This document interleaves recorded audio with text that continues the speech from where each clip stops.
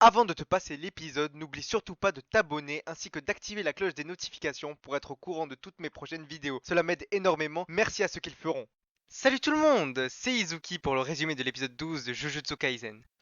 Kento avait défendu à Yuji d'aller au lycée Sato Sakura, mais il se doutait bien qu'il ne l'écouterait pas.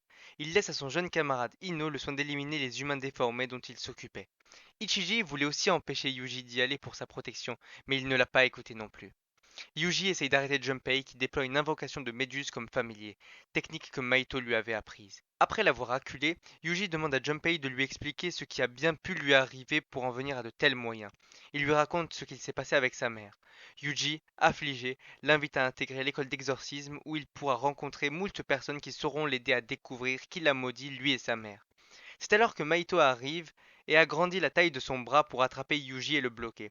Maito altère ensuite Junpei pour le changer en monstre et l'envoyer attaquer Yuji.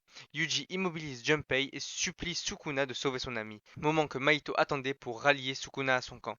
Cependant, le fléau envoie balader Yuji. Junpei s'écroule, ne pouvant plus résister longtemps sous cette forme. Yuji, fou de rage, frappe en plein visage Maito. Ce dernier se rend compte que Yuji pourrait voir aussi les âmes, du fait que son corps en contient actuellement deux. Yuji se met à ruer de coups Maito qui se défend et contre-attaque. Il blesse gravement Yuji et accède directement à la conscience de Sukuna. Ce dernier le toise et le traite en moins que rien pour oser venir s'adresser directement à son esprit. Yuji reprend alors le dessus et repousse Maito. C'est alors que Kento arrive en renfort. Il remarque que Maito saigne du nez et envisage que Yuji soit capable de blesser Maito. Il lui indique que ses propres attaques n'ont pas d'effet sur Maito, mais qu'il peut à défaut l'immobiliser. Il créera ainsi la possibilité à Yuji de porter des coups.